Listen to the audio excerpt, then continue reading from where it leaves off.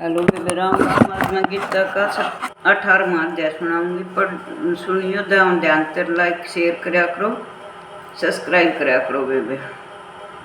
अर्जुन ने पूछा, हे मधुसूदन, संन्यास और त्याग के तत्व पृथक पृथक जानने की इच्छा रखता हूँ। श्री भगवान ने कहा, कामना वाले कर्मों के त्याग को ज्ञानी लोग संन्यास कहते हैं और विवेकी पुरुष फलों के त्याग को त्याग कहते हैं। कोई पंडित दोष युक्त जानकर कर्म को त्यागना उचित समझते हैं। कुछ लोग यज्ञ, दान, तप आदि कर्मों को न छोड़ने को त्याग बताते हैं। यह भारत, त्याग के विषय में हमारा निश्चय जो है वह सुनो। त्याग 3 प्रकार के हैं, यज्ञ, दान, तप आदि। कर्म त्यागने नहीं चाहिए, वे अवश्य करने योग्य हैं, क्योंकि ये तीनों ज्ञानियों को पवित्र करते हैं। ये सब कर्म आसक्ति और फल को त्याग कर करने चाहिए। मेरा निश्चय मत यही है। जो उत्तम है, अपने नियमित कर्मों का त्याग उचित नहीं। यदि मोहवश ऐसा किया जाए तो वह तामस त्याग है। कर्म दुखप्रद है, यह विचार करके और शरीर के क्लेश के भय से जो त्याग कहलाता, उसे त्याग का फल नहीं मिलता। यह राजस त्याग कहलाता है। हे अर्जुन, अपना कर्म अवश्य करने योग्य है। फल तथा आसक्ति को त्याग कर जो किया जाता है वह कर्म सात्विक है, जो दुखदायक है। कर्म से द्वेष नहीं करता और सुखदायक कर्म से प्रीति नहीं करता। यह त्यागी सत्यशील, बुद्धिमान, मुक्ति के योग्य है। देहधारी संपूर्ण कर्मों का त्याग नहीं कर सकता। कर्मफल त्याग कर कर्म करने वाला त्यागी है। कर्मफल 3 प्रकार के, अनिष्ट, इष्ट और मित्र। जो त्याग नहीं करते उनको ये मरने के पीछे मिलते हैं, योगियों को कभी नहीं मिलते। शरीर, वाणी और मन से भला या बुरा जो काम आरंभ किया जाता उसके 5 कारण हैं। ऐसे होने पर भी जो केवल आत्मा को ही करता जानता वह दुर्गति कुछ नहीं जानता। जिसको यह अहंकार नहीं मैं करता हूँ, जिसकी बुद्धि कर्मों से लिप्त है, वह मनुष्य प्राणियों को मारकर भी उनको नहीं मारता और उनको नहीं बांधता। ज्ञान, श्रेय और ज्ञाता, ये तीनों ही कर्म के साधन है। सांख्य शास्त्र में ज्ञान, कर्म और कर्ता, सात्विक गुणों के भेद 3 प्रकार के हैं। इनको भी सुनो। सब भिन्न भिन्न प्राणियों की अविनाशी अविभक्त सत्ता को देखता वह ज्ञान सात्विक कहलाता है। जिस ज्ञान से प्राणियों में नाना प्रकार की सत्ताएं दिखाई देती हैं उसको राजन ज्ञान जानो। ऐसा ज्ञान जिसे बिना ज्ञान कारण तत्वार्थ के जाने एक ही कार्य में लगा रही हैं, अलप और तामस।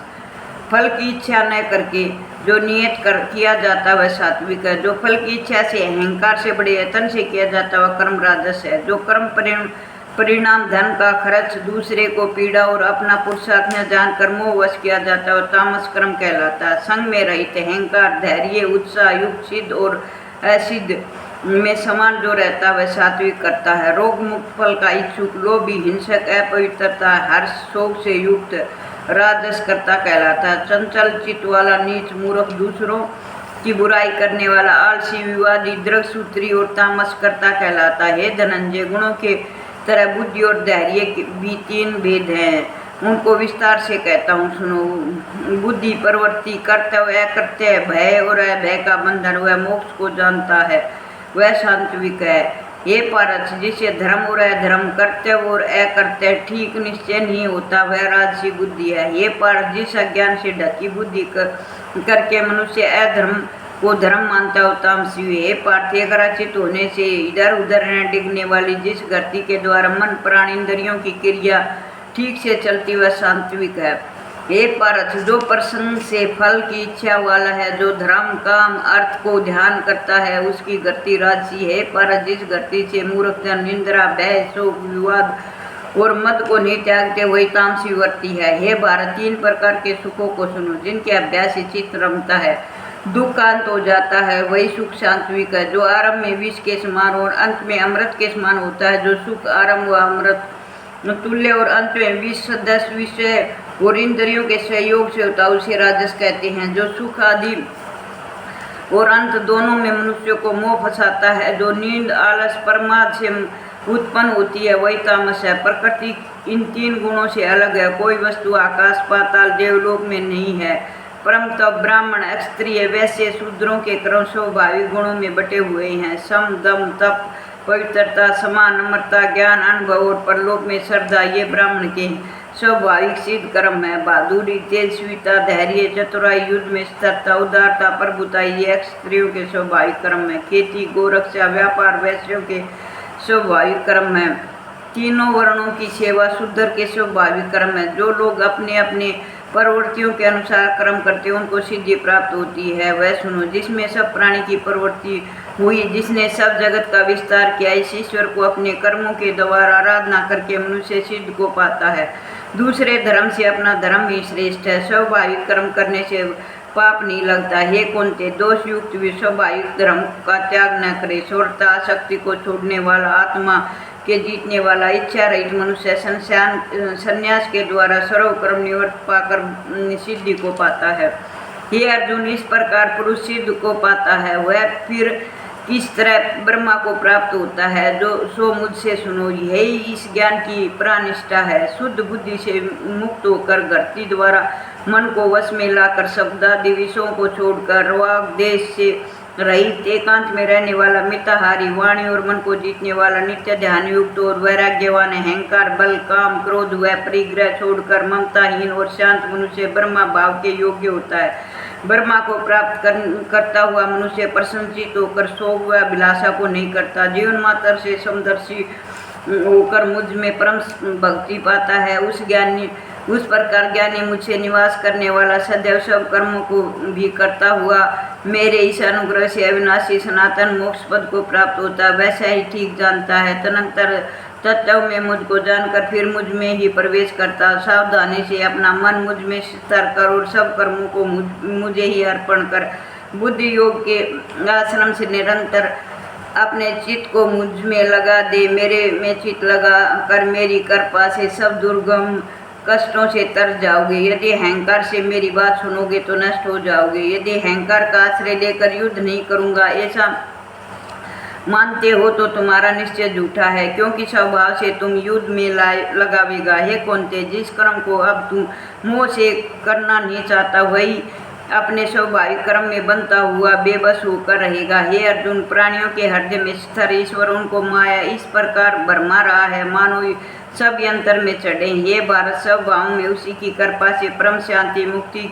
को पाओगे। यह गुड़ ज्ञान मैंने तुम्हें कहा है, इसे बड़ी बातें विचार कर जैसे चाहते हो वैसे करे। सबसे गुड़ वचन को सुन, क्योंकि तू मेरा परम मित्र है। इसमें तेरे हित की कहूँगा। मेरे में मन लगाओ, मेरे भगत हो, मेरा यज्ञ करो, मुझे ही नमस्कार करो। इस प्रकार मुझे पाओगे। मैं सत्य प्रतिज्ञा करता हूँ, क्योंकि तुम मेरे मित्र हो।